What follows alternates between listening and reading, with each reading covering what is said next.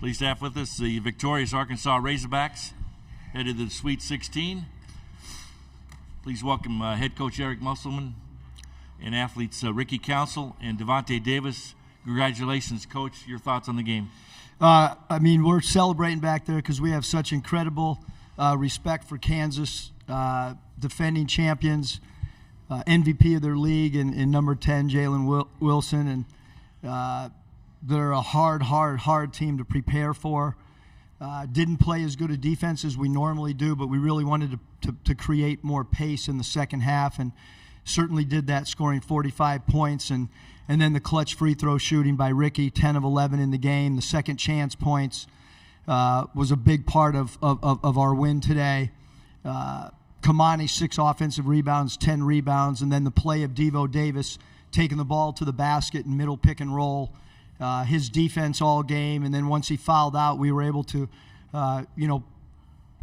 win. And the offensive rebound off the missed free throw was incredible. Questions for the coach or student athletes? Please raise your hand. Going to go on the right side, Coach, on the aisle. Hey, Coach, I know yesterday you mentioned that you wanted to really have someone attached to Grady Dick the whole time. He was sort of a non-factor scoring-wise. He did well with the boards, but how did you assess your defense's effort at stopping him?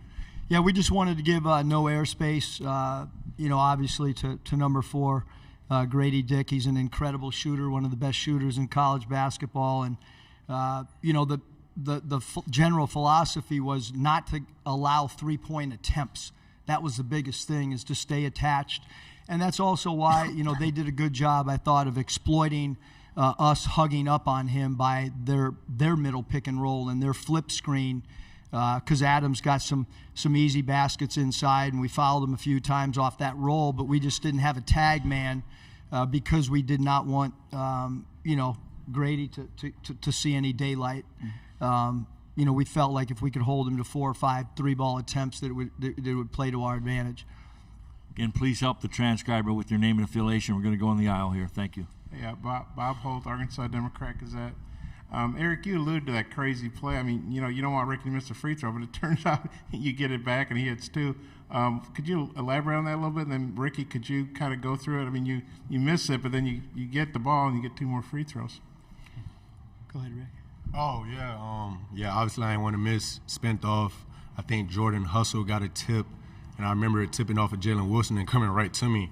And I was like, either I can attack this, because I was literally at the free throw line when I got it, or I could pull it out. So I just decided to attack. I knew worst case scenario, I'll probably get fouled if I wasn't going to make it. So, and then I made both of those. So then I think it was up 3 after that.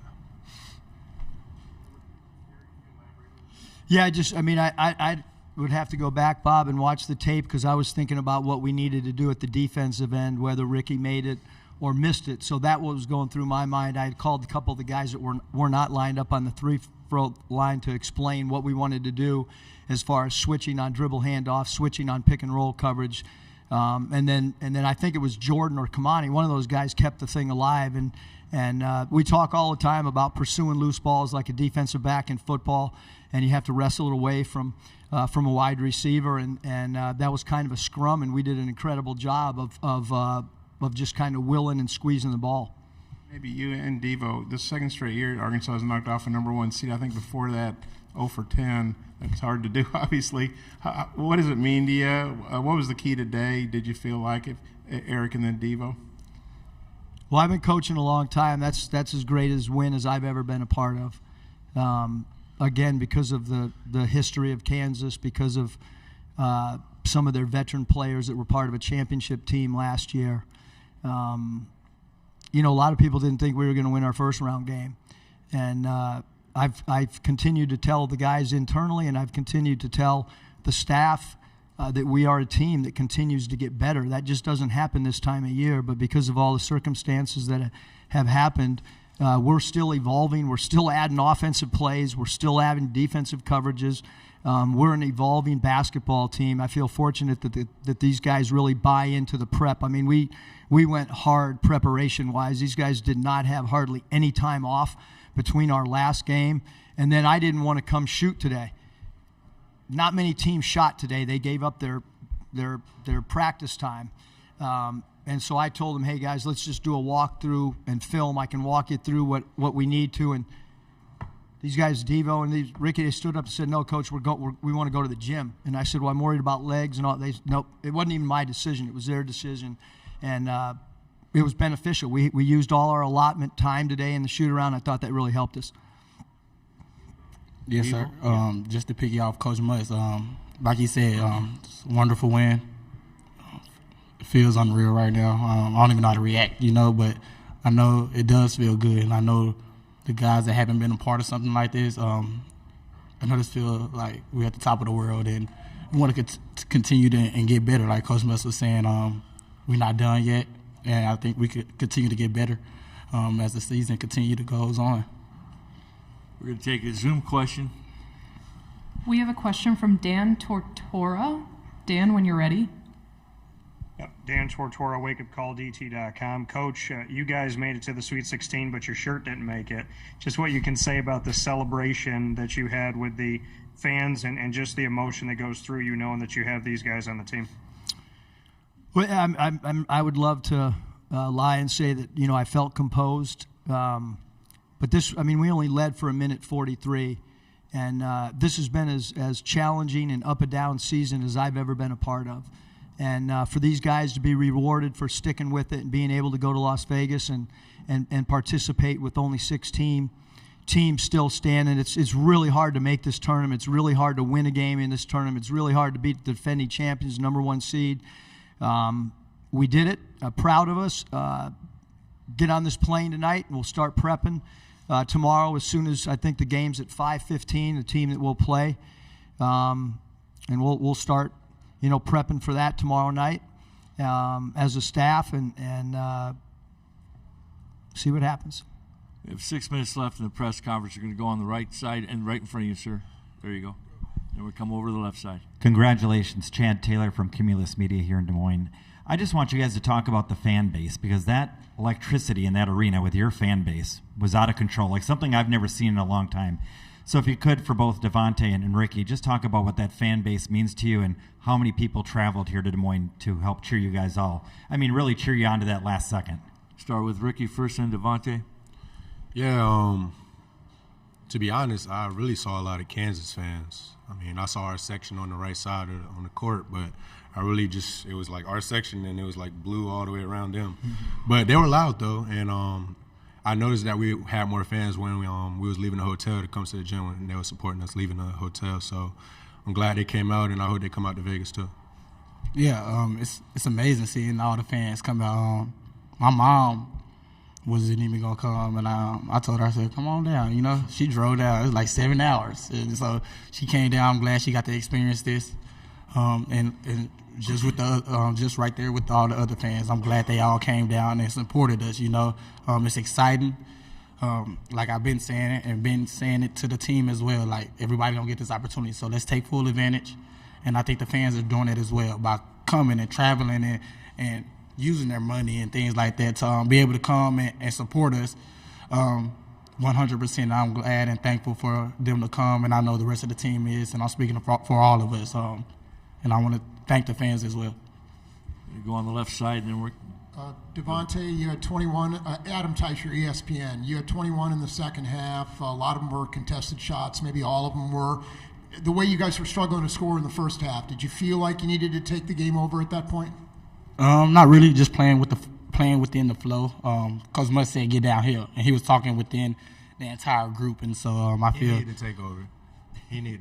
I feel that we all did something to help us win, and I'm glad we did that. Ricky knocked down big free throws. We had Nick come in and play really good defense at the end of the game, and so I think everybody contributed. Coach Mutz even subbed the right way and things like that to help us, and so I think everyone, even the coaches and the team, contributed in some type of way to help us win.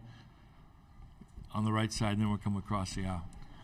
Will Kennedy, Des Moines Register. Ricky, once Devo fouled out, you sort of took up the mantle there. Kamani had a nice fadeaway, but you sort of made all the other points after that, I believe. Did you feel a need to step up once he wasn't in the game anymore? Yeah, Devo pretty much had the whole second half. I was on in the first half. Devo had the second half. And I was fine with that. I was just in the corner ready to rebound if he missed, but he wasn't missing.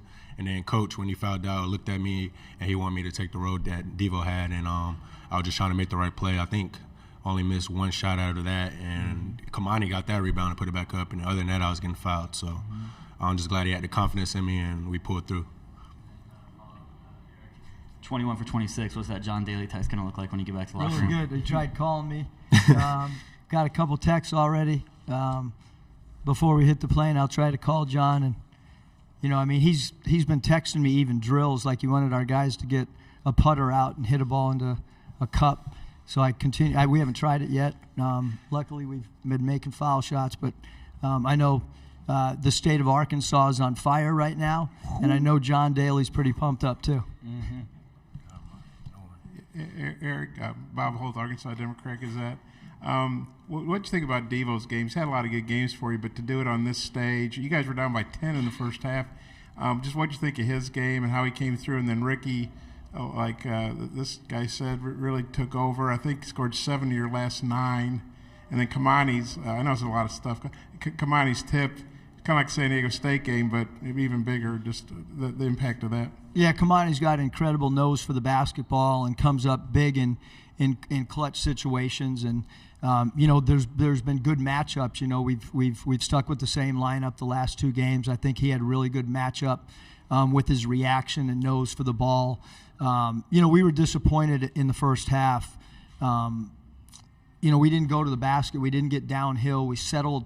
We took 5 threes like in the first 3.5 minutes. That was not the game plan, but sometimes when you're open, you know, you got to take those. And we ran a middle pick and roll with Devo predominantly in the second half, and then Ricky took over. Much like Ricky did in Maui, we ran. You know, we got away from it a little bit, but he had 4 assists tonight too. So. I think his point guard ball handling skills are somewhat underrated. When we have put him in pick and rolls, he's been extremely effective. And then Devo, with his snake dribble, going right, coming back left, swinging hook shot off the wrong foot. Pretty amazing, but he kind of does it all the time. Final question in the back row. Yeah, Eric, Adam Kilgore with the Washington Post. 3 straight Sweet 16s, 2 chance to get to 3 Elite 8s in a row.